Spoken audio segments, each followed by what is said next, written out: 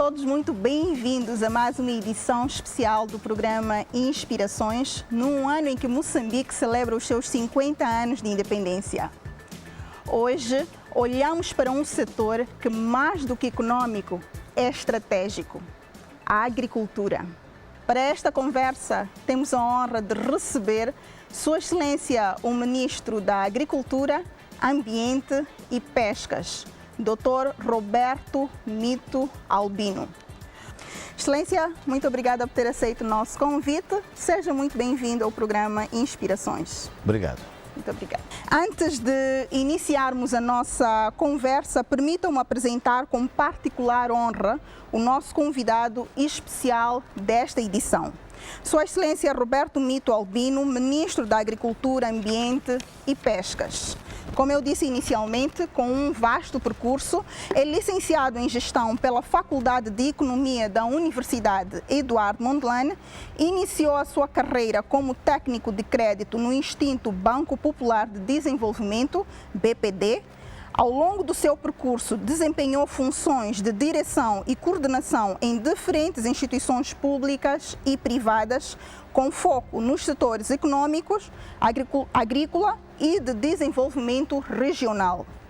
Foi chefe de Departamento de Estudos e Projetos no Fundo Nacional do Turismo, diretor municipal de Economia e Finanças do Conselho Municipal da cidade de Maputo e integrou o Ministério da Agricultura como economista sênior e diretor nacional do Centro de Promoção da Agricultura, CEPAGRI.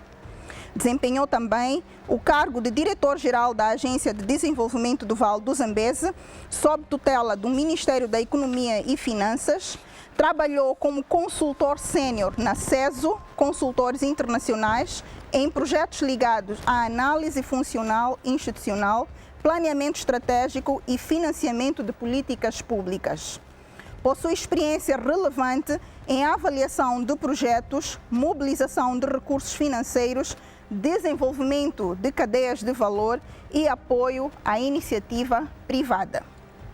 No setor privado, exerceu funções de direção financeira em empresas como Maquinag e o Grupo Pestana Moçambique.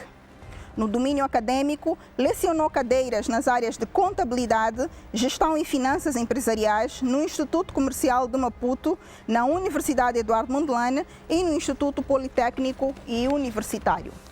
Atualmente, lidera o Ministério da Agricultura, Ambiente e Pescas, com um mandato que abrange a reorganização institucional do setor e a definição de novas prioridades no contexto nacional. Mas antes, um especial agradecimento aos nossos patrocinadores. São eles, MCNet e M-Mola. Uma salva de palmas. Muito bem. Está a começar o programa Inspirações, nesta edição especial. Excelência, mais uma vez, obrigada por ter aceito o nosso convite, pela confiança e por estar aqui para trazer aquilo que aquilo que tem em mente para este mandato no setor da agricultura, ambiente e pescas. Antes de entrarmos diretamente nos grandes temas da agricultura e da estratégia nacional, permita-me começar de uma forma mais leve, só para podermos ter aqui um enquadramento e quebrarmos o gelo, como bem se diz, com uma pergunta mais pessoal, se nos permitir. O cargo que hoje ocupa carrega um peso institucional enorme, mas também um valor simbólico profundo. Por isso, gostaríamos de ouvir de si, com a sua permissão, não apenas como ministro, mas como cidadão, como moçambicano. O que significa para si assumir este mandato num momento em que o país exige respostas urgentes para garantir segurança alimentar, inclusão rural e crescimento econômico sustentável? Doutor? Bom, obrigado pelo convite para fazermos este encontro, depois de muitas tentativas frustradas. É verdade. E as coisas têm que acontecer quando devem acontecer. Exatamente. Como bem disse, esta é uma etapa da minha carreira profissional bastante desafiadora e é uma oportunidade de contribuir com aquilo que aprendi nesses anos de trabalho com a economia rural e, portanto, poder materializar também algumas ideias que, à medida que fomos crescendo e foram se gerando. E penso que há um alinhamento cósmico destas tarefas que me foram confiadas por Sua Excelência o Presidente com a minha carreira, porque de facto ao longo dos últimos 20 anos, sobretudo, onde estou diretamente ligado a esta área onde estou agora a dirigir, mas a um nível mais micro, fui crescendo, conhecendo o país e gerando ideias de que algumas coisas podiam ser feitas de forma diferente. E então, eu digo alinhamento cósmico porque agora tenho a oportunidade de poder dirigir o tal fazer. Doutor, 100 dias, o que ouviu e viu? Qual é o diagnóstico do ministério que lhe foi confiado? O que eu vi? Eu vi que este país tem recursos humanos e com muita capacidade, com muita formação e em quantidade também. E, portanto, esta foi um dos aspectos que me sossegou. Temos tropa para fazer a revolução. Este foi, repito, um dos pontos muito fortes que encontrei.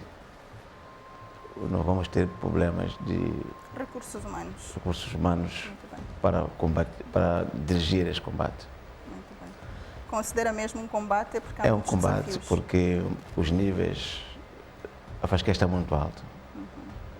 Há muito por fazer e não podemos fazer de forma paliativa, temos que fazer de forma estruturante. Exato. Então, há que quebrar muitos ritmos e fazer as coisas. Onde é que está a ênfase, doutora? Onde é que está a tônica? Diversificação econômica ou resolver o problema da fome? Resolver o problema da fome. Porque é a prioridade. É a prioridade número 1. Eu diria, é única. Porque o resto, tudo tem que ser feito à volta deste grande objetivo. O desenvolvimento sustentável tem que ser feito à volta deste objetivo. Temos que pôr a comida na mesa do nosso povo. E já há dados concretos sobre quantas famílias moçambicanas têm dificuldades de colocar essa comida na mesa? É que o conceito não é fome no sentido de falta de comida. É comida na mesa significada comida produzida em Moçambique. Exato. Porque se o problema só fosse distribuir comida, podíamos importar e distribuir. O problema não está no sentido da disponibilidade no mercado. Nós queremos que no mercado esteja disponível produto produzido pelos nossos produtores. Exato. Porque essa é a fórmula que permite não só criar a disponibilidade de comida, mas também no processo da produção gera renda para a economia poder crescer e as pessoas poderem ter dinheiro para poder comprar a comida. Então, a equação de pôr a comida na mesa tem várias variáveis, desde a produção da produção nacional, a geração de renda, do emprego, a questão da sustentabilidade socioambiental, tudo isto, mas à volta da produção de alimentos. Doutor, Moçambique importa ainda volumes elevados de produtos básicos. Que medidas estão em curso para reduzir essa dependência externa e transformar a produção interna num pilar da estabilidade alimentar? Esses 100 dias foram muito bons para percebermos quão desafiante é o setor, porque os números que nós temos, ainda temos problemas muito sérios de estatísticas, mas mostram de facto uma forte dependência às importações. E uma das questões chaves que nós temos que fazer é um chamamento a todos os atores da cadeia para que participem no processo da tal alimentar Moçambique. A partir dos próprios importadores, temos que conhecer com muita clareza o que está a ser importado, em termos de volumes, em termos de quanto é que isso custa, porque temos que competir com as importações, que variedades de produtos o mercado precisa. E, a partir dos mercados, estruturarmos toda a cadeia produtiva. Exato. Então, quando eu vejo hoje os importadores, eu vejo como importadores, distribuidores, são os primeiros parceiros com que nós temos que trabalhar. Porque a história mostra que, bem engajados, os importadores, distribuidores, são eles que têm que balançar entre comprar no mercado nacional e continuar a importar. Já tivemos uma boa experiência no passado na área do frango, em que os importadores aceitam reduzir as importações e passar a distribuir o produto nacional. Então, isto temos que fazer em toda a largura de banda nos alimentos. Trazer os importadores e os distribuidores como os principais parceiros estratégicos na equação de pôr a comida na mesa. O setor privado é parte desta visão? Como é que eles estão a ser envolvidos? Quando eu falo do primeiro envolver os importadores e distribuidores, aí são o setor privado. Sim. E daí envolver também a agroindústria. Exato. Porque eles têm que fazer os tais contratos de compra, off-take agreements, como se diz em inglês, com as agroindústrias. E daí vou estruturar a cadeia produtiva até chegar ao pequeno produtor. Então, mas tudo sempre na perspectiva de negócio, em que então a nossa abordagem é de que todo o interveniente na cadeia de valor tem que ver os alimentos como negócio, desde o produtor da pequena escala, o produtor familiar, até o grande distribuidor. Porque se não há negócio, não há sustentabilidade econômica. Ainda nesta senda, é mesmo uma pergunta de insistência, doutor, se me permitir, como garantir que nenhuma família moçambicana volte a enfrentar insegurança alimentar em plena era de independência? É possível pensar numa visão nacional de soberania alimentar enraizada nas nossas potencialidades locais? Exatamente, porque o nosso diagnóstico mostra claramente que nós temos capacidade, do ponto de vista de disponibilidade de recursos humanos, terra, água, para podermos eliminar a fome e assegurar a produção de alimentos para o nosso povo. Isso não tem dúvida nenhuma. Agora, a equação é como fazer esse engajamento, porque é necessário clarificar o papel das partes, né? O Ministério da Agricultura não vai nunca produzir comida. Pois. Quem vai produzir comida é o setor privado. É o setor privado, Exato. São as famílias. Pois. Então, o nosso papel aqui é como engajar o setor privado, os produtores da pequena escala, os produtores familiares, nesta equação. Nós temos que dirigir, nós temos que definir diretrizes, nós temos que apoiar este processo. E o mais importante nisto é definir muito bem a matriz de responsabilidades e fazer as coisas fluírem. Quando o doutor olha, quando olhamos para o nosso país, Moçambique, vasto, por sinal, que províncias foram identificadas para essa visão? Ou vamos conseguir fazer a nível do todo o território nacional? Nós temos que engajar todas as províncias, incluindo até as cidades.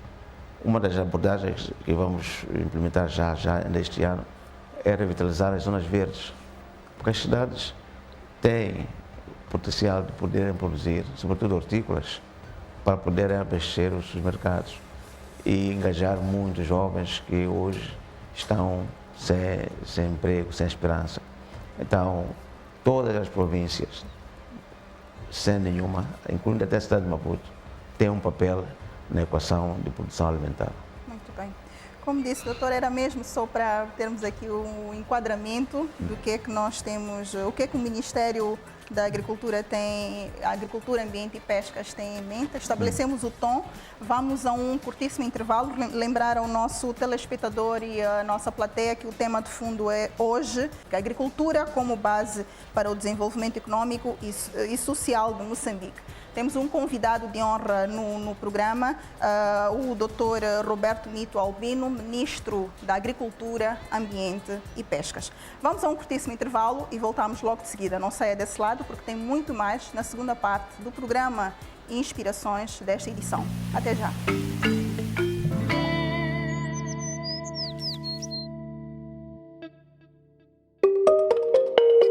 O Imola é um catalisador de inclusão financeira.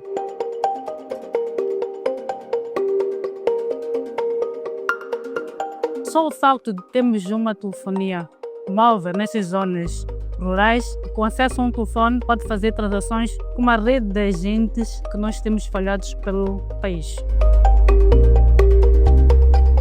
O Imola por si só é um catalisador de empregos também. Levamos mais jovens ao mercado de emprego.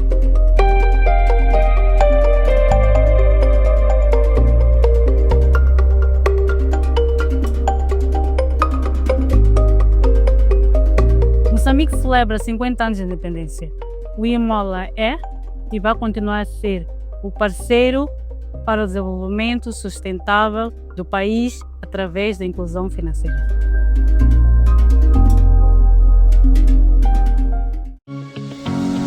Caro munícipe, o Conselho Municipal de Maputo está a proceder à atualização do cadastro dos imóveis de habitação e comerciais, bem como do registro do uso e aproveitamento de terra com duração de 1 ano. O processo decorre de forma faseada por um período de 6 meses e vai contemplar todos os distritos municipais, nomeadamente Camfum, Nchamanculo, Camachaqueni, Camavota, Cambuquana, Catembe e Canhaca. Os recenseadores devidamente identificados vão entrar em contacto com cada munícipe na sua residência, estabelecimento comercial ou escritório, de forma a colher todos os dados necessários para o respectivo cadastro. Neste contexto, o Conselho Municipal de Maputo apela à colaboração de todos os munícipes ao registro massivo de imóveis e empresas, promovendo assim uma gestão municipal integrada com o objetivo de melhor servir os cidadãos. Caminhamos para nos tornar uma cidade inteligente. Juntos, vamos abraçar Maputo, cidade bela das acácias e jacarandás. Estamos de volta ao programa Inspirações desta edição com o tema Agricultura, base para o desenvolvimento econômico e social de Moçambique. Temos no estúdio hoje um convidado de honra nesta edição especial do programa Inspirações, o Dr. Roberto Mito Albino, Ministro da Agricultura, Ambiente e Pescas. Vamos continuar aqui as nossas questões. Excelência, o acesso ao financiamento continua a ser um dos principais entraves para o crescimento do setor agrícola, afetando não só os pequenos e médios produtores já em atividade, mas também muitos moçambicanos que desejam iniciar projetos no campo, mas enfrentam barreiras de entrada. Que soluções concretas estão a ser implementadas ou previstas para garantir que o crédito agrícola chegue de forma eficaz e inclusiva a quem já produz e àqueles que querem produzir? E essa é a sua área de especialidade, né? Financiamento. Eu vou estragar a sua pergunta. Bom, agora fiquei preocupada. Eu vou estragar a sua pergunta, porque sempre colocamos o acesso ao financiamento como um grande problema. Sim. Não é? Não? Não. Mas o dinheiro está caro no mercado. Não. As taxas de juros. Mas antes do dinheiro há outras coisas que têm que ser criadas. Existe financiamento agrícola? Não é questão de existir ou deixar de existir financiamento. Só que muitas vezes nós temos dinheiro e as coisas na mesma não acontecem. Exato. Competências técnico-profissionais, o saber fazer. Dinheiro é para fazer o quê? É para comprar insumos, Sim. não é? É para incorporar a tecnologia.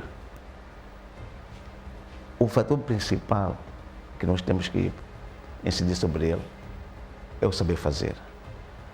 Todos falam da agricultura como se fosse fácil de fazer a agricultura. Não é fácil. É necessário conhecimento. Portanto, nós, antes de pensarmos em financiamento, temos que pensar no homem, dotar os nossos jovens. Neste caso, educação. Sobretudo, o desenvolvimento de competências técnico-profissionais. Quando a gente diz educação, é no genérico. Se olharmos para o número de licenciados, doutores, formados neste país, podemos dar a entender que temos muitos, do ponto de vista de quantidade. Uma coisa é falar do bom exército do Ministério, outra coisa é falar daquilo que está no mercado para fazer a revolução alimentar. É necessário dotar as pessoas de conhecimento técnico profissional para fazer as coisas. Eu tenho experiências de muitas linhas de financiamento em que foram disponibilizadas aos agentes econômicos e depois as coisas não funcionaram. E quando fomos ver, é que faltava o fator humano ali para fazer as coisas acontecer.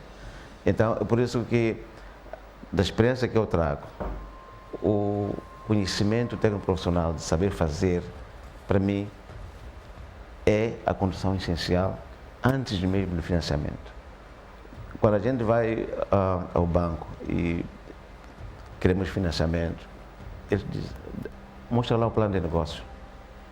E plano de negócio não é só sentar, escrever e preencher mapas. É tu saberes o que é que vais fazer e aquilo que tu vais fazer vai gerar lucro suficiente para tu poderes pagar ao banco com juros. Então, este conhecimento de saber fazer, de pensar de forma econômica, nem todo mundo tem. Queremos aumentar a produtividade. Não é só deitar no solo fertilizantes, sementes, etc. Quanto é que isso custa? Profissionalizar o setor agrícola. Qual é o meu break-even point? Quanto é que isto vai gerar de lucro para mim, etc. Então, esse conhecimento todo, a parte técnica, análise de solos, como fazer análise de solos e interpretar a carga tecnológica. Nós temos problemas até de coisas muito simples, conduzir trator. Agora que nós fizemos a massificação da mecanização, vamos descobrir que não temos operadores de máquinas agrícolas. Não temos pessoas que sabem extrair das máquinas o maior proveito. A gente fez muitos programas de irrigação. Não temos pessoas para fazer manutenção dos sistemas de irrigação. Então, há que trabalhar primeiro no fator humano, dotá-lo de conhecimento técnico, profissional e, sobretudo, de um mindset de negócios que permita que ele possa, de fato, se constituir um indivíduo como uma empresa, sozinho. Pensar que eu sou um agente econômico, todos os recursos que eu vou receber, seja por via de crédito bancário, seja por apoios, subsídios, etc., tem que ser otimizado, tem que gerar resultados para mim e para poder também fazer o ciclo continuar. Muitos projetos, quando terminam o subsídio, morrem. Então, há muitos problemas para resolver antes de dar dinheiro. Eu costumo dizer o seguinte, que o dinheiro é como o papel de embrulho, que cobre muitos problemas. Só nos apercebemos dos problemas depois de darmos o dinheiro. Então, tendo essa experiência, eu digo, antes de pensarmos em financiamento, vamos pensar no fator humano, no empresário, incubar os jovens para que eles tenham, de fato, sem terem aquela experiência, mas poderem ganhar essa experiência com coaching, com mentorship, com exposição a meio empresarial simulado, esse é o conselho das incubadoras, etc, etc. Doutor, eu tenho a ideia, eu não sei se estou errada, e se estiver, por favor, corrija-me. Eu tenho a ideia de que a nossa agricultura é maioritariamente composta familiar, de famílias, não é? Como é que nós transitamos da agricultura familiar para esta visão? O chavão, transformar a agricultura familiar em agricultura comercial, principalmente é um chavão. Sim. Hoje, se formos a reparar, grande parte dos produtores do setor familiar já são produtores orientados para o mercado. Hoje, praticamente, já ninguém só produz só para comer. Para o consumo. Sempre há alguma parte que se destina ao mercado.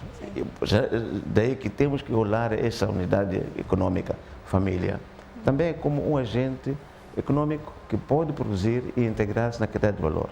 Sem dúvidas, mas com 34 milhões de habitantes no nosso país e com esta componente de mais importarmos até produtos mais básicos como arroz, batata, cebola, ainda estamos neste processo, enquanto acredito eu que poderíamos produzir a nível interno. Se calhar a agricultura comercial ou industrial responderia ou eliminaria, minimizaria esta componente da fome, não? Claro, porque nem todos temos que produzir o que comemos, né?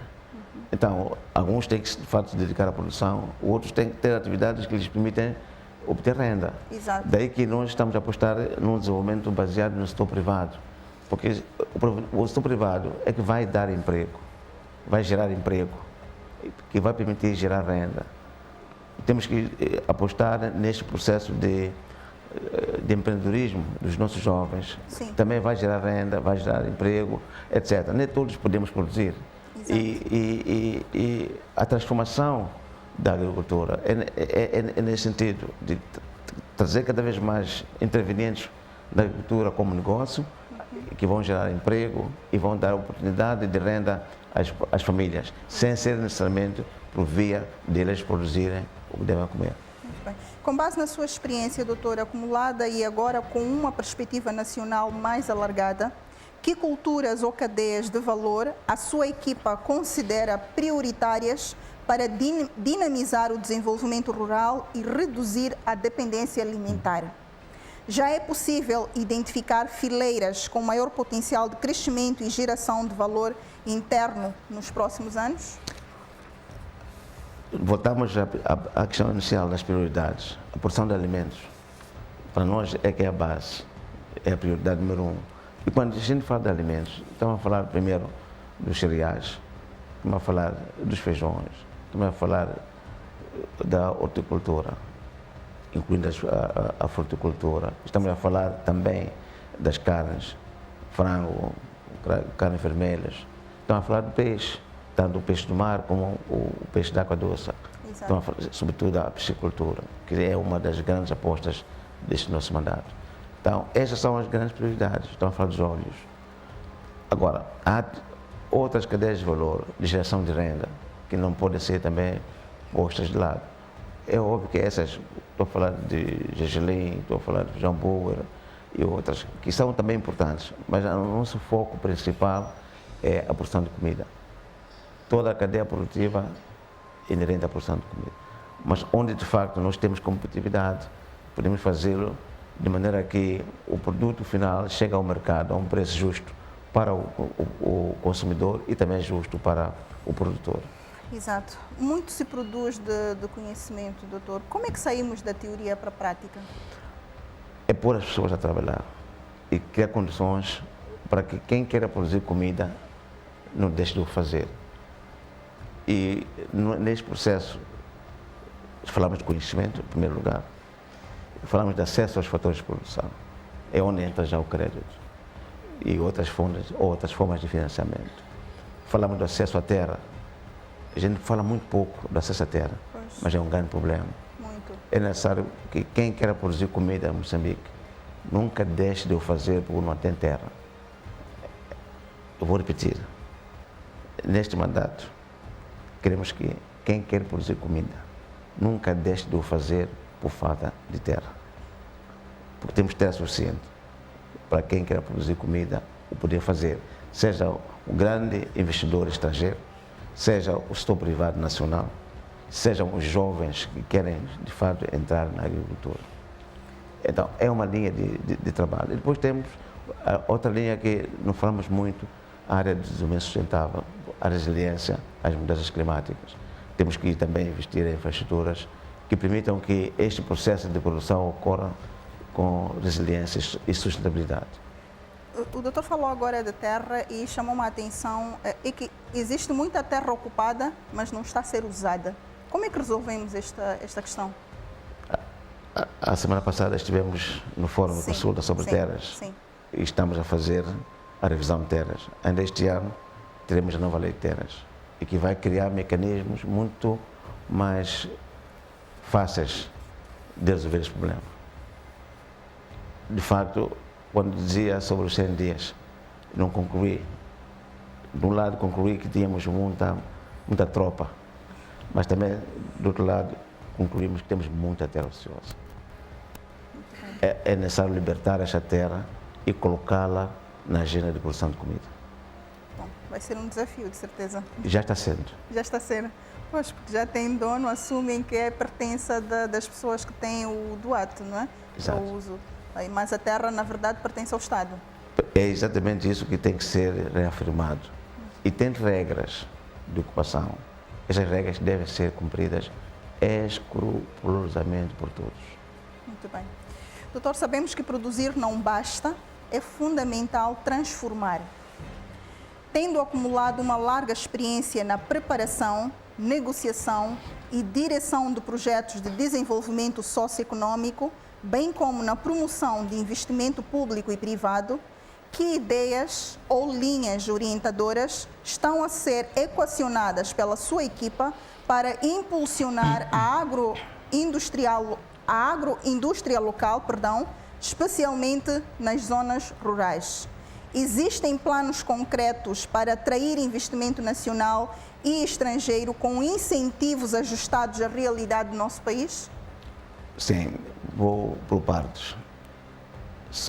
Falou aí muito bem de recursos financeiros. Uma das coisas que fizemos quando chegamos, nesses 100 dias, foi mapear os projetos que estão no setor. O setor agrícola, ambiente e pescas, particularmente agrícola. Sabe quantos projetos? Não, dizia os projetos, sim, os 3 sim, subsetores que estão sob a sua tutela. Quantos projetos com financiamento de parceiros estão lá?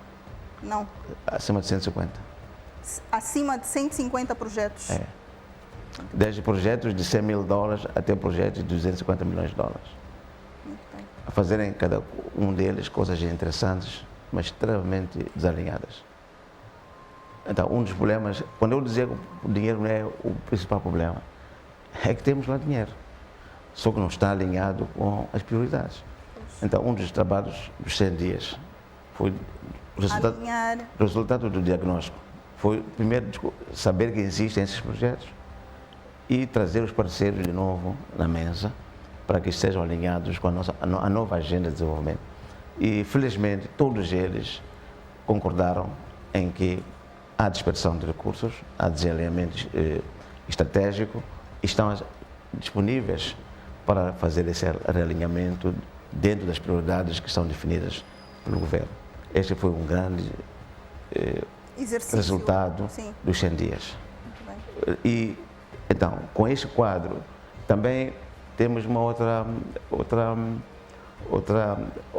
linha, que é nós queremos mudar a forma como estes recursos são usados. Em vez do Estado continuar a fazer supply driven, como se diz, né? Comprar coisas, distribuir. Agora queremos implementar os projetos de desenvolvimento baseados na procura. É por isso que o setor privado para nós é muito importante, é o fator-chave. Ele é que tem que nos guiar sobre o que quer fazer e nós apoiarmos as iniciativas do setor privado na base da procura.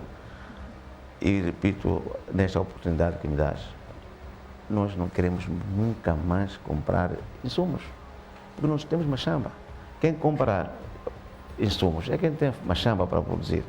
O que nós temos que fazer é criar condições para que o produtor tenha acesso a recursos para poder comprar os insumos. Agora, nós podemos dinamizar a cadeia produtiva dos insumos, mas não é o Estado fazer concursos para a compra de sementes e distribuir sementes.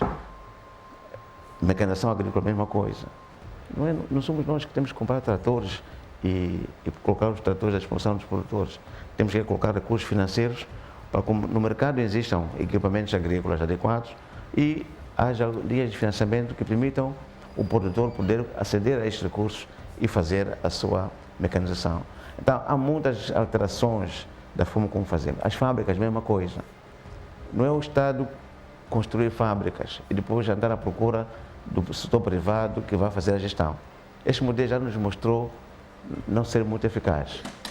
Temos muitas fábricas que foram construídas e que hoje o nível de utilização é muito baixo. Quem deve decidir que fábrica deve construir e onde é o setor privado. Agora, nós podemos, com as nossas políticas, com os incentivos, direcionar algum investimento para aquelas áreas que nós sabemos que são prioritárias. Então, é isso que estamos a fazer. E, felizmente, o engajamento do setor privado que tem feito consulta desta abordagem é grande e, sobretudo, também dos parceiros de cooperação que estão disponíveis para continuar a apoiar. E, doutor, conhecendo a questão, o nível de literacia da nossa franja de agricultores, como é que estão a ser preparados, por exemplo, para acederem a esses financiamentos existentes, que é para a questão de catapultar, por exemplo, a nossa agricultura? Interessante. Preparo sobre isso? Interessante. Quando estávamos a conversar com o Fundo da Desenvolvimento da Agricultura e Extensão, e dizíamos, olha, uma parte desses nossos 3.000 e tal extensionistas, temos que capacitá-los para que sejam agentes de promoção do agronegócio. Porque, na verdade, o produtor já não precisa só de saber plantar com compasso, etc., mas também precisa da literacia econômica. Exatamente. Então, uma parte desses extensionistas, cerca de 600 e tal, temos que requalificá-los para que sejam, de facto, agentes de promoção do agronegócio. É necessário uma mudança de mindsetting para que o produtor, de facto, incorpore na equação os aspectos de negócio que têm faltado muito.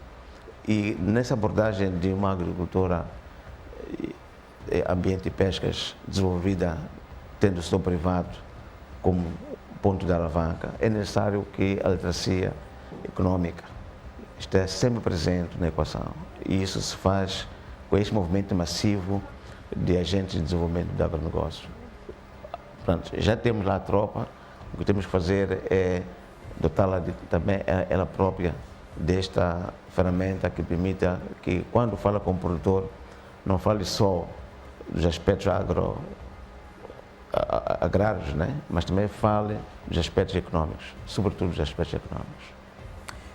Doutora, a minha insistência nessa pergunta é mesmo para que as pessoas, principalmente os agricultores, tenham consciência que são parte deste processo de desenvolvimento ou de adesão ou acesso a esses fundos. Exato. É por isso que fiz a questão neste contexto, de forma para que os agricultores e as pessoas tenham consciência de que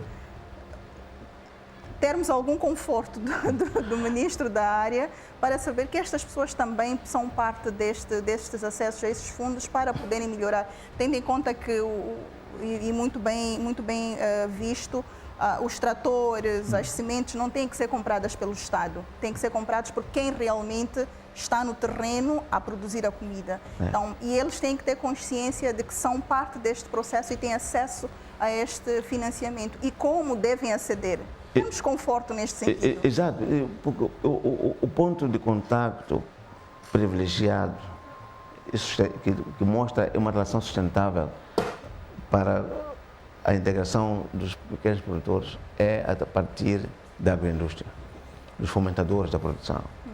E é essa a nossa abordagem, potenciar a agroindústria nacional, para que seja ela a fomentar a produção de alimentos.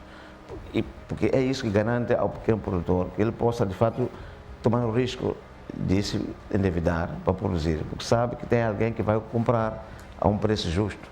E se tivermos que subsidiar alguma coisa, que seja nesta relação entre o pequeno produtor e a agroindústria. Exatamente. Algumas culturas nós temos que pensar seriamente no subsídio. O arroz é um deles. Sim. Aliás, Moçambique já produziu arroz no passado, exatamente, em grande escala. Sim, hoje, para competir com o mercado internacional, não há como fazê-lo sem subsidiar ao produtor. É que todos os países que exportam arroz para Moçambique subsidiam os seus produtores. Então, se nós queremos ser competitivos, vamos ser competitivos, mas essa competitividade tem que se criar ao longo do tempo. Exato. E no início vamos ter que subsidiar. Pois. Porque se não subsidiarmos, o que é subsidiar? Não é só aumentar o preço de venda, é sobretudo reduzir os custos. Se nós conseguirmos pôr um sistema de rega para o produtor poder produzir com segurança e com alta produtividade e só pagando a operação de manutenção de regadio, já é um grande subsídio.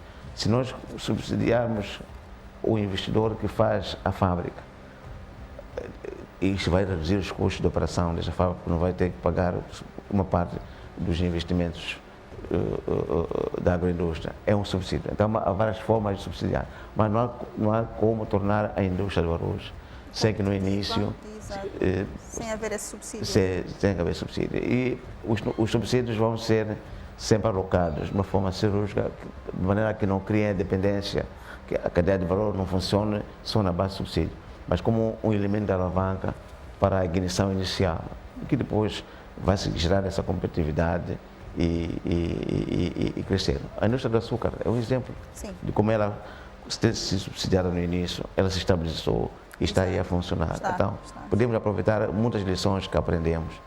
Agora, subsídio como condição para a indústria existir, isso também não, porque não é sustentável. Pois. O subsídio como um instrumento temporário para alavancar e criar, primeiro, a vontade de engajamento dos pequenos produtores na cadeia e, segundo, criar condições de arranque para que se criem as pontas soltas. Exato. Que hoje é o que nós temos. Temos muitas pontas soltas nas cadeias que é necessário fazer essa aglutinação.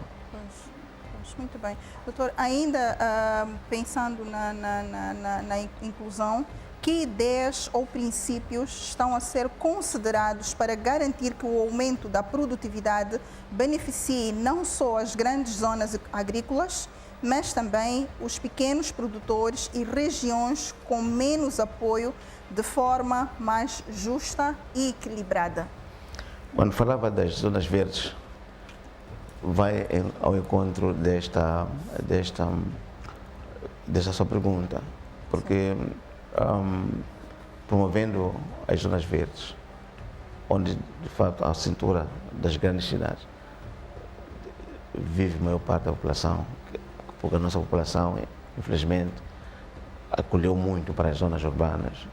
É uma forma também de criar apoios para que eles possam se engajar na área produtiva.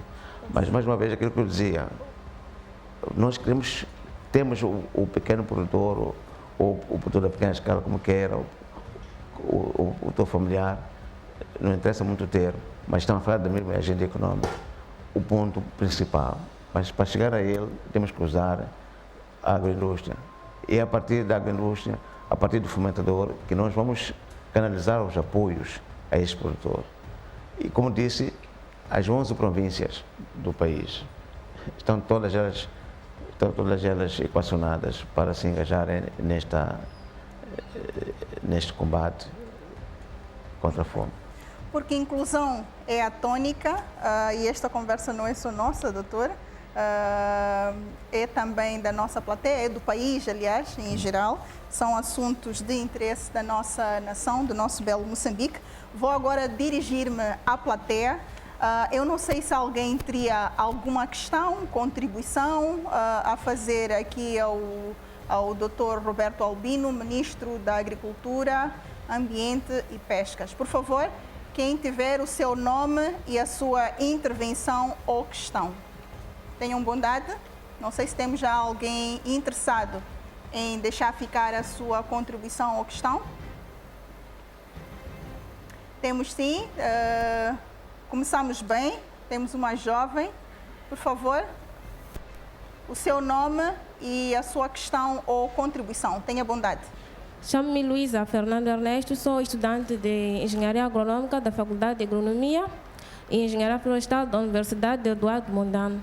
A minha questão é como superamos a agricultura de subsistência para uma agricultura comercial, olhando para Moçambique, que em questão de produção nós produzimos, mas muitas vezes os produtores têm dificuldades de comercializar. Por exemplo, o distrito de Angônia produz, mas às vezes tem dificuldade de exportar os produtos para cá, para a Zona Sul. Questão de transporte, né? Então, como nós podemos superar isso? E outra coisa, a questão de políticas de comercialização dos produtos. Tem produtores que produzem, mas comparando, outros vendem a preços baixos, outros preços elevados. Então, eu acho que deveria ter política para regularizar a questão de preços. Muito bem. Muito obrigada, Luísa. Eu não sei se teremos mais alguma questão ou contribuição antes de convidarmos o ministro para comentar a respeito. Por favor. Sim? Chamo-me engenheiro Horácio Muxanga, estudante do segundo nível no curso de Engenharia Agronômica na Faculdade de Agronomia. Eu tenho uma questão. Como o Ministério está a colaborar com as instituições de ensino e pesquisa para impulsionar a inovação no setor agrário? Essa era a questão. Muito bem. Muito obrigada pela sua questão. Podemos escolher mais uma ou duas contribuições ou questões? Tenham bondade. Eu tenho comigo aqui uma questão. Chamo-me Francisco Coimbra. Gostaria de saber se existem projetos específicos para o desenvolvimento de cadeia de valor em zonas com alta produção agrícola. Ou melhor, se existe um projeto específico para o desenvolvimento de cadeia de valor agrícola em zonas com alto potencial produtivo. E, se permitirem, posso fazer outra questão? Sim, por favor.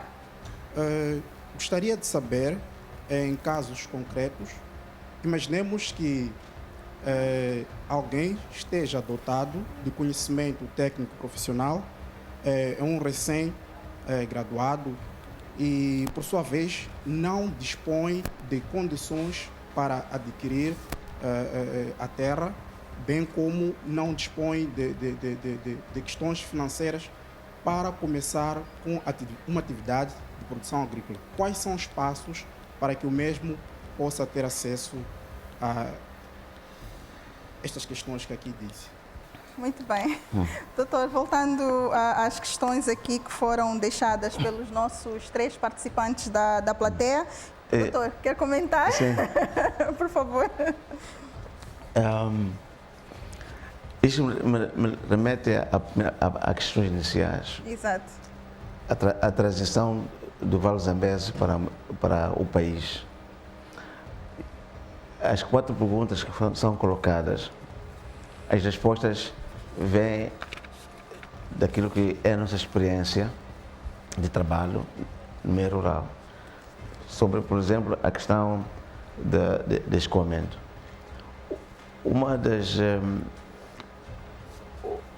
Um dos grandes problemas que nós temos é que sempre pensamos transportar de Angola para Maputo, é óbvio que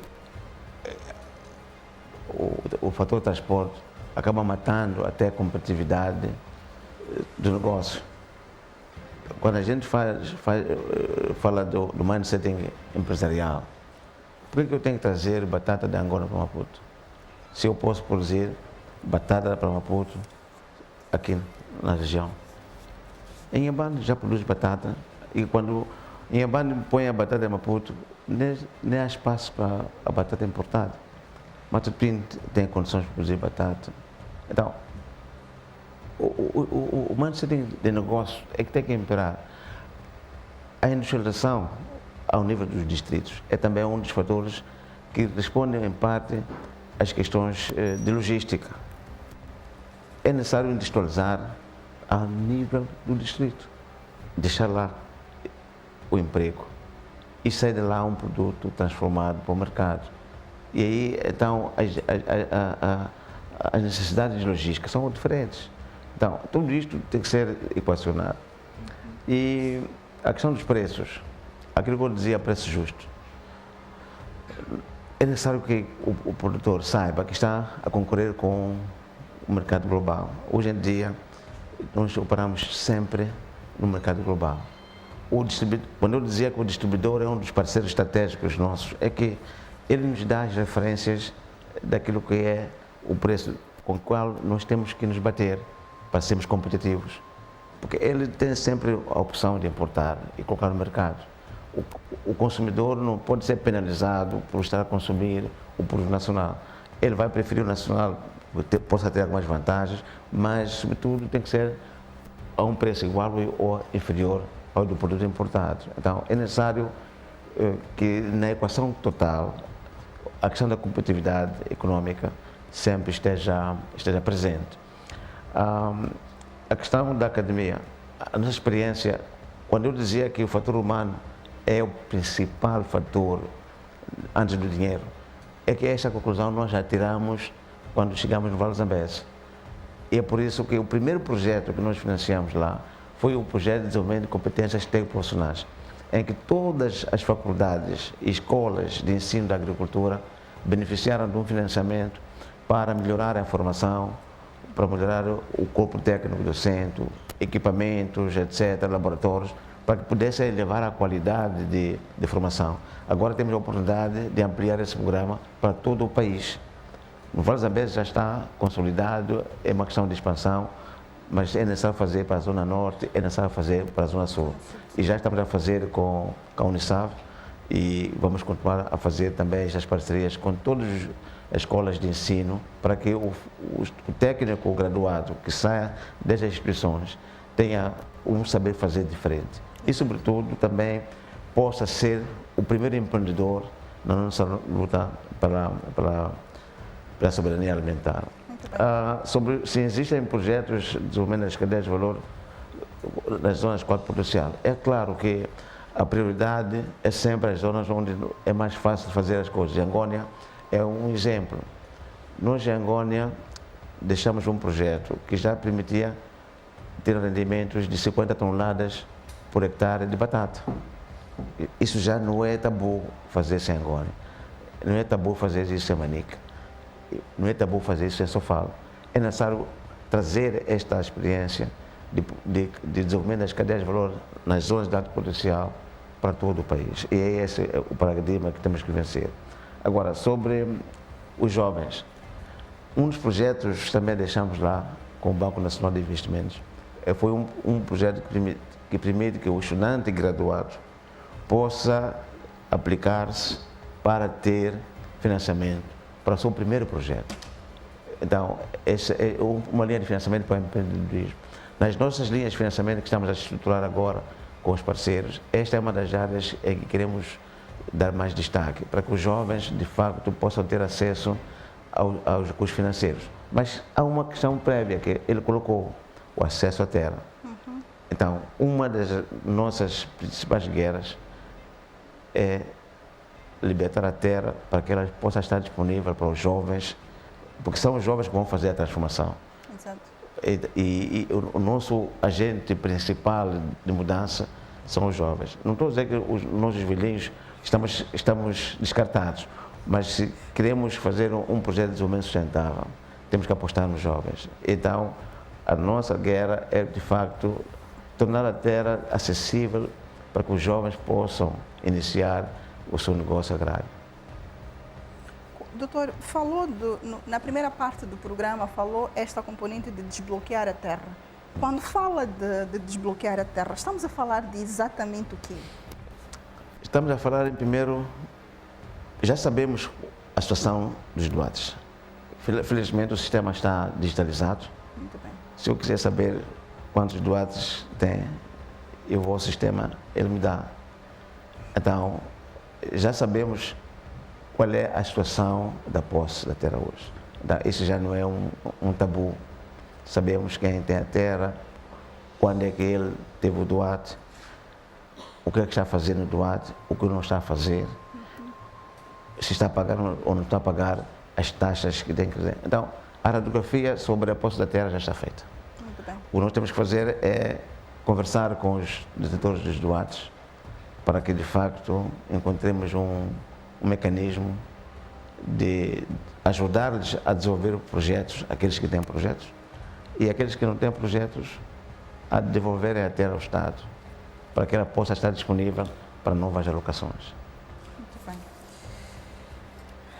Excelência, há um novo país a emergir no campo, feito por mulheres agricultoras, jovens empreendedores, redes digitais de comercialização e inovações adaptadas ao nosso clima e realidade local. Como garantir que essa nova energia se converta numa agricultura competitiva? Voltamos à questão de base. O principal ator para a transformação é o jovem, é a mulher rural. Ela vai ser engajada, e já está sendo engajada e vai continuar a ser engajada através dessas linhas de apoio que nós vamos fazer. Primeiro, na sua capacitação, para que estejam dotados de ferramentas que lhes permitam se constituírem como agentes de mudança. Em segunda linha, os programas de financiamento que nós estamos a estruturar têm o jovem e a mulher como principal beneficiário. E em terceiro, temos que reconhecer que a mulher hoje é o ator rural principal e então não há como ignorar isso. E todos os nossos indicadores, quando definimos os indicadores de desempenho, tem sempre a mulher e o jovem como o grupo-alvo preferencial. Alguns indicadores são 60% dos beneficiários de qualquer coisa que a gente faz tem que ser jovens, no mínimo 30% dos nossos atores de desenvolvimento tem que ser empresas ou unidades econômicas detidas por mulheres. Então, esta forma de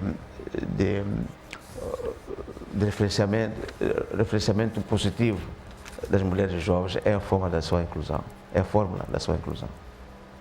E por falar em mulheres, doutor, as mulheres agricultoras são há décadas, ainda nelas, são há décadas a espinha dorsal da produção agrícola no país. No entanto, embora estejam quase sempre incluídas na intenção dos programas e discursos institucionais, na prática, pouco ou quase nada se traduz em mudanças reais nas suas condições de trabalho, acesso e reconhecimento. Que ações concretas estão a ser planeadas ou já em curso para garantir que as mulheres estejam, de facto, no centro da modernização agrícola, não apenas como beneficiárias, mas como protagonistas da transformação do setor? A nova lei de terras... Aproveitando que estava nelas, estávamos a falar delas. A nova lei de terras tem dispositivos, é uma proposta ainda, né? Mas tem dispositivos específicos para assegurar a posse de terras para as mulheres, que é um dos problemas que nós temos. A partir do momento em que nós asseguramos que a mulher possa ser ela própria detetora do doado, já transforma no agente principal da atividade econômica que vai decorrer nessa terra. E como disse, nós fazemos discriminação positiva da mulher nas nossas linhas de financiamento e em todos os programas que nós fazemos. Quando fazemos, por exemplo, linha da avicultura, número de mulheres que vão estar à frente da implementação desses programas está lá. Então, em todos os indicadores. Eu não gosto muito da palavra beneficiário, porque a palavra beneficiário dá a entender que eu estou sentado em casa, alguém tem que trazer a papinha e me vir entregar. Exato. Não é isso. Quando a gente diz beneficiário, no nosso conceito, é no sentido de, no momento em que temos que tomar decisões sobre a quem financiamos, a quem apoiamos, quando tivemos que alinhar as prioridades, é a mulher que está em primeiro lugar. É nesse sentido. Mas a mulher tem que se levantar, tem que se candidatar aos programas de apoio. E para isso acontecer, ela tem que ser capacitada. Então, o primeiro número, a primeira linha sempre é a capacitação. Quando formos a fazer os nossos programas de desenvolvimento de competências técnico-profissionais, o público-alvo principal tem que ser as mulheres e os jovens. A partir daí, então, fazemos a ignição para que ela esteja em condições de poder elaborar o seu plano de negócio, poder estar em condições de estruturar a sua empresa e poder se candidatar às linhas de apoio que estão disponibilizadas. Muito bem. A nossa insistência ou preocupação nesta questão da mulher é mesmo saber como é que elas deixam de ser um número. Porque apesar de sabermos que elas estão sempre lá, mas pouco temos esta participação e as políticas estão lá, mas na prática muitas das vezes elas infelizmente não são inclusas. Mas ainda bem que o ministro acabou de explicar-nos que já há um projeto de termos a participação massiva das mulheres como centro, mulheres e jovens, não é? Como centro. Muito bem. Nós vamos a um curtíssimo intervalo e voltamos logo de seguida, lembrando ao nosso telespectador e à nossa plateia que temos hoje como tema de fundo nesta edição especial do programa Inspirações, a agricultura, base para o desenvolvimento econômico e social de Moçambique. Está conosco e contamos também com a honrosa presença de Dr. Roberto Nito Albino, Ministro da Agricultura, Ambiente e Pescas. Vamos a um curtíssimo intervalo e voltamos logo de seguida. Não saia desse lado.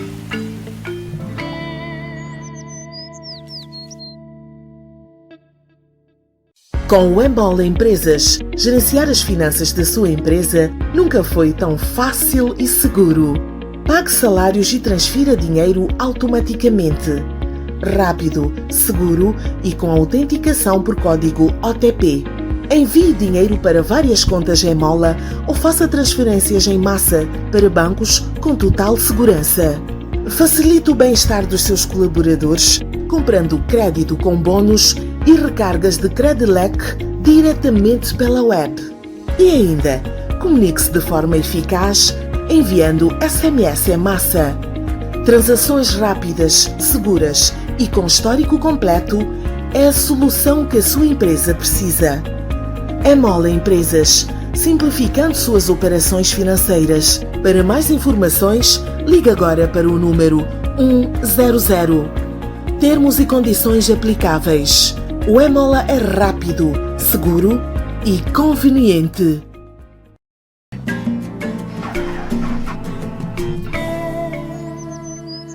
Estamos de volta à última parte do programa Inspirações, nesta edição especial que conta com a honrosa presença do Dr. Roberto Nito Albino, Ministro da Agricultura, Ambiente e Pescas. O nosso tema de fundo de hoje é agricultura, base para o desenvolvimento econômico e social de Moçambique. Doutor, continuando a nossa conversa, estamos aqui a falar das mulheres e dos jovens. Que visão o Ministério tem para tornar a agricultura um setor mais interessante e estimulante para as novas gerações? E que programas concretos estão a ser pensados ou implementados para apoiar os jovens que desejam empreender no campo de forma efetiva? Exato. Nós temos, dentro do nosso programa Alimentar Moçambique, temos uma componente muito forte que é a modernização da agricultura. Exato. Temos que tornar a agricultura moderna. Isso não é só no sentido, um chavão no sentido de como condição para torná-la competitiva, mas também para torná-la atrativa para os jovens. E esta modernização inclui, em primeiro lugar, aquela componente que eu falei de formação do saber fazer. A segunda são as tecnologias. Nós temos que adotar cada vez mais a tecnologia. A tecnologia está lá, é só pegar e implementar. E as tecnologias tornam a agricultura mais fácil de ser feita pelas mulheres e pelos jovens. Exatamente. A mecanização, por exemplo, a irrigação, a produção em ambientes controláveis, a utilização de insumos de maior produtividade, que significa que pode produzir em áreas pequenas e produzir em grandes quantidades. Exato. Imagine, por exemplo, quando a gente fala de tomate, 1 hectare de tomate bem feito gera uma riqueza, pode produzir 70, 80 toneladas de tomate no hectare. Então, quando você usa... E ainda bem que o doutor está a falar Sim. sobre isso, porque há uma percepção muito errada aqui a nível nacional de que a agricultura é feita apenas pela classe mais, desculpa usar esse termo, para pessoas menos vulneráveis ou sem muitos recursos financeiros, para a classe baixa da sociedade, dizendo assim. Exato, não, mas isso não é verdade. Não é verdade. Muito bem, por favor. E cada vez mais a agricultura, essa que nós queremos que responda aos desafios da soberania alimentar do país, é aquela que tem que ser feita na base do conhecimento. E esse conhecimento está justamente nesses jovens, que nós queremos que sejam engajados. E achei muito interessante nesses 100 dias, quando eu vejo que há muita gente, empresários, pessoas que você não fazia ideia que pudessem estar envolvidos na agricultura. Até alguns colegas ministros estavam envolvidos na agricultura e a fazer agricultura a sério, mas como negócio, não como pessoas. Exato. Então, há muita gente que está envolvida na agricultura e que quer aumentar a escala da sua intervenção e dizem que queremos mais terra, queremos mais equipamentos, queremos mais recursos, etc. Então, eu repito, é possível tornar a agricultura moderna sem precisar de fazer grandes extensões de terra. As pessoas querem, quando eu recebo alguém que quer fazer agricultura, quer 1000 hectares, não faz ideia do que é investir em 1000 hectares. Mas depois da conversa, ele descobre que o que ele quer fazer, pode fazer em 20. Porque é necessário ter capacidade de preparar os 20 hectares, irrigar os 20 hectares, gerir os 20 hectares. E em 20 hectares produzir muito, do que pensar em fazer em 1000 hectares e depois o que vai acontecer, vai ter uma terra ociosa. Então, um dos critérios que vamos introduzir agora é que o DOAT é dimensionado em função da capacidade efetiva de investimento. Exatamente. Para não dar a alguém 1000 hectares quando só tem capacidade de fazer 20. Então, é este diálogo, primeiro, com aqueles que já têm os DOATs, para que seja dimensionado o DOAT a capacidade efetiva de utilização, e as novas alocações são condicionadas a isso, para evitar ter terra para especulação. Então, os jovens que nos têm aproximado e querem engajar-se na produção, querem 5 hectares só. E em 5 hectares, uma família pode viver decentemente, envolvendo-se em cadeia produtiva de alto valor. Muito bem. Então, podemos sonhar em mudar esta imagem? Claro. Muito bem. E se muda fazendo. Exatamente, muda-se fazendo, é verdade. Doutor, em Moçambique ainda existe a percepção de que as alterações climáticas são uma preocupação distante ou externa. No entanto, os sinais estão cada vez mais presentes no nosso dia a dia. Chuvas irregulares, secas prolongadas, inundações, pragas e perda de colheitas. Como pretende o Ministério garantir que a agricultura nacional não só compreenda esta realidade, mas se alinhe de forma concreta aos compromissos climáticos internacionais, com soluções práticas e adaptadas à nossa realidade? Hoje até as crianças sabem o que são mudanças climáticas. Então, essas percepções distantes já não são tão distantes, porque todos nós sentimos no dia a dia as alterações climáticas. E, infelizmente, não há nenhuma província do país que nos últimos 10 anos não tenha sido afetada por um ciclone. Então, isso já não é um discurso. As mudanças climáticas estão aí, a sua frequência cada vez maior, o seu impacto devastador cada vez maior. Não só os ciclones, também a seca. O ano passado tivemos El Niño. Então, é muito importante. Não há como fazer hoje a equação da produção agrária sem considerar as mudanças climáticas. Então, os desafios estão aí. Melhor uso do recurso água, melhor uso das zonas que os estudantes diziam, as zonas de alto potencial agrário, melhor uso e adoção das tecnologias. Temos que aproveitar ao máximo as janelas que a natureza nos dá e maximizar a nossa produção. Por isso que o uso da tecnologia, sementes melhoradas de alta produtividade, a irrigação, mas tudo isso, no fundo, o conhecimento das tecnologias é a chave. E a resiliência implica investimentos. Nós temos que investir em barragens. Não há como Moçambique tornar-se resiliente sem investimento na gestão da água. Exatamente. Nós temos que investir como país nas barragens. As únicas barragens que nós temos são aquelas que foram desenhadas nos tempos do nosso presidente Samora Machel. Depois daí, já não passam investimos 50 mais. anos, temos mesmo que olhar para esta componente das águas. Na equação da resiliência climática, das mudanças climáticas, a prioridade é a construção de barragens, é a construção das represas para a contenção da água. Então, cada vez mais temos que ter capacidade de gestão da água. Exatamente. Zonas como Búzios, etc., temos que fazer os diques de proteção. Mas não no sentido de travar a água, no sentido de conduzir a água. Na verdade, é transformar a água em oportunidade e não em um problema. Exatamente isso. Então, a equação climática hoje faz parte da agenda de desenvolvimento.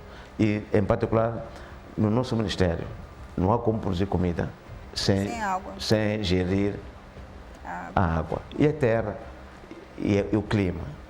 Exato. A questão ambiental é óbvia. O setor que mais sofre com as mudanças climáticas é a agricultura. Então, a equação climática está dentro do mesmo sítio onde se discute a disponibilidade da terra, está no mesmo sítio onde se discute a produção.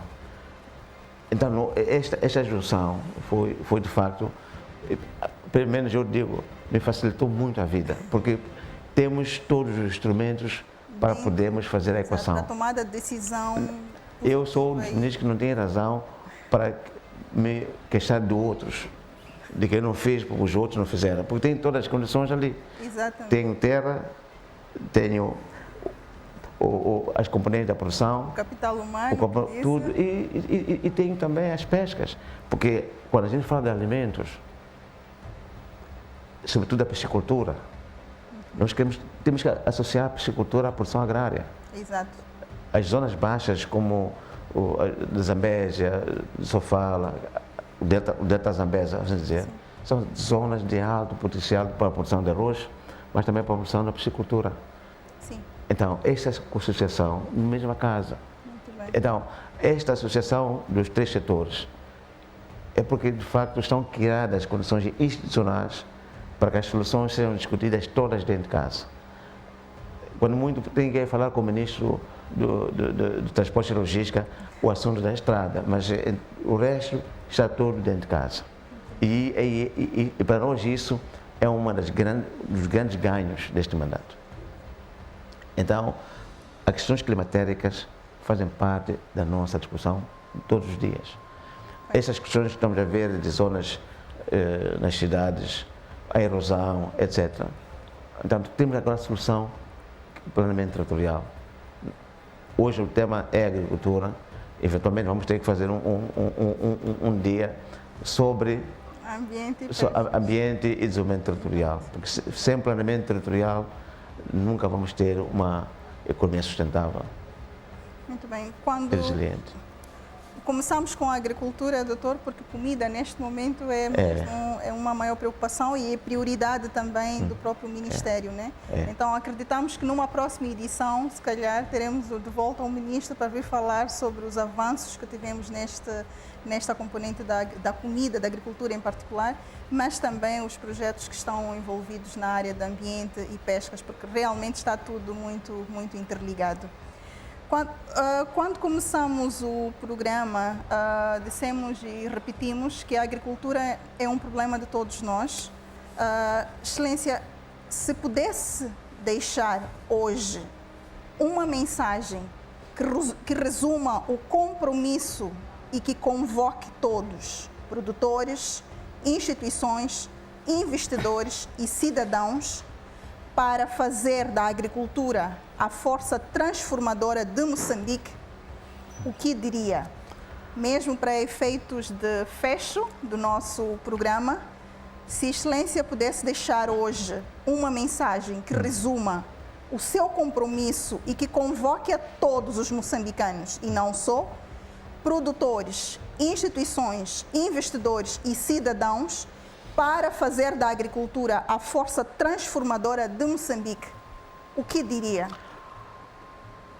Na questão inicial, falamos da importância de todos os atores, desde o importador e distribuidor, como o off-taker da nossa produção e colocação no mercado, da agroindústria, que é ele que de facto transforma o que se produz e coloca no mercado, dos agentes comerciais de insumos, os vulgos agrodealers, que são eles que têm que estar no terreno para criar condições para que o produtor tenha perto insumos de qualidade para ele poder comprar.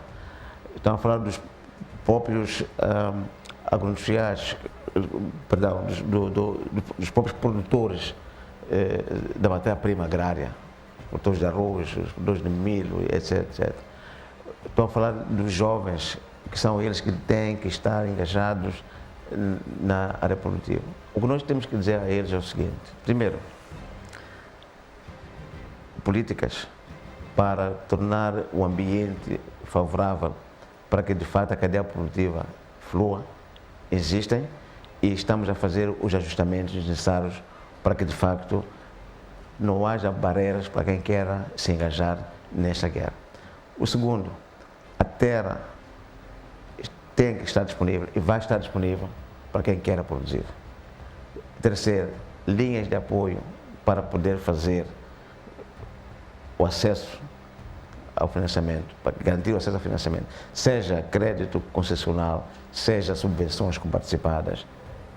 O Ministério está a trabalhar nessas linhas. Tudo isto só vai ser possível se todos nos entendermos de facto que quem tem que produzir comida é o povo moçambicano. Ele é que tem que se engajar na produção, ele é que tem que se engajar na comercialização, ele tem que se engajar na transformação, etc, etc.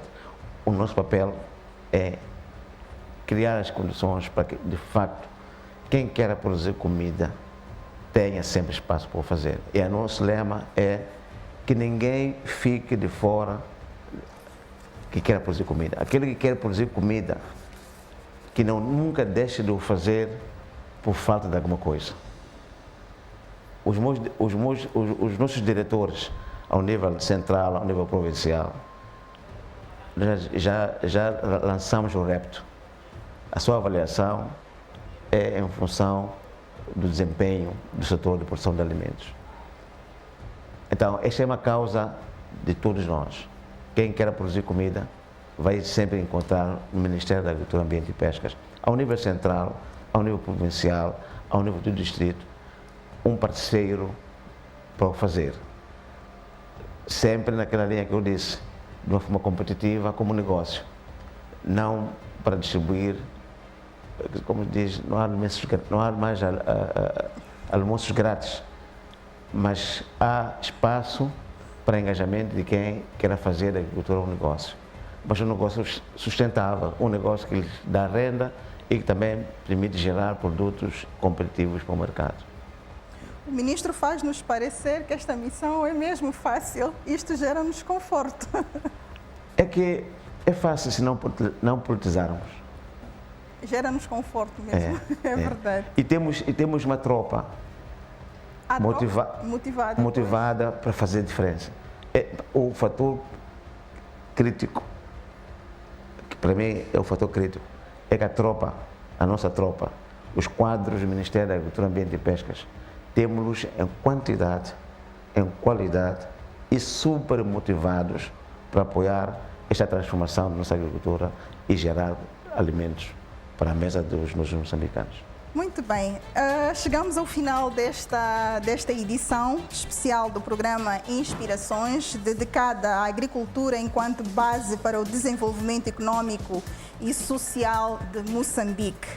Ao longo desta conversa, ouvimos a visão, os compromissos e os primeiros passos de um ministério com responsabilidades alargadas e um mandato que responde a desafios concretos, mas também a oportunidades reais.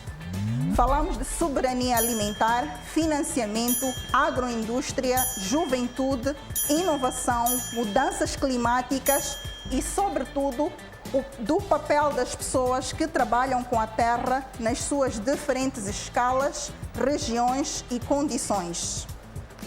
Agradecemos a presença de Sua Excelência o Ministro da Agricultura, Ambiente e Pescas, Dr. Roberto Mito Albino, e a todos que acompanharam esta emissão presencialmente ou através da televisão de Moçambique. Este é um debate que continua no campo, nas instituições, nas comunidades e nas políticas públicas, porque quando a agricultura é levada a sério, não se trata apenas de produzir, trata-se de construir o futuro. Excelência, foi um prazer enorme poder entrevistá-lo e ouvir de si, na primeira pessoa, tudo o que tem em mente para este setor bastante preponderante para a nossa economia, para o nosso desenvolvimento do nosso belo Moçambique, que é o setor da agricultura. Desde já, apesar dos desafios que aqui foram explanados, desejamos-lhe muitos sucessos, bênçãos infinitas, como bem se diz, e que consiga trazer estas respostas que o povo moçambicano, não só os produtores, mas também o povo em geral, porque a comida é uma questão de todos, estas respostas que o povo moçambicano tanto espera e almeja. De nós, só podemos desejar-lhe sucessos e que realmente traga-nos estas bênçãos todas que este povo tanto espera. Muito obrigada mais uma vez por ter aceito o nosso convite. Obrigada a todos, a nossa plateia e a si, telespectador. Foi uma honra para mim e para toda a nossa equipa, não só da televisão de Moçambique, mas também da Mediacraft e da Criados Moçambique, empresas por trás desta produção do programa Inspirações. Excelência, sucessos. Muito obrigado e vamos alimentar Moçambique. Vamos alimentar Moçambique. Gostei. Já ficou um slogan. Vamos alimentar Moçambique. Muito obrigada a todos. Foi uma honra. Até a próxima. Continue a acompanhar as nossas informações do programa Inspirações, que passam mesmo aqui, as nossas plataformas, que passam mesmo aqui no rodapé. Até a próxima e continuação de um ótimo dia. Muito obrigada.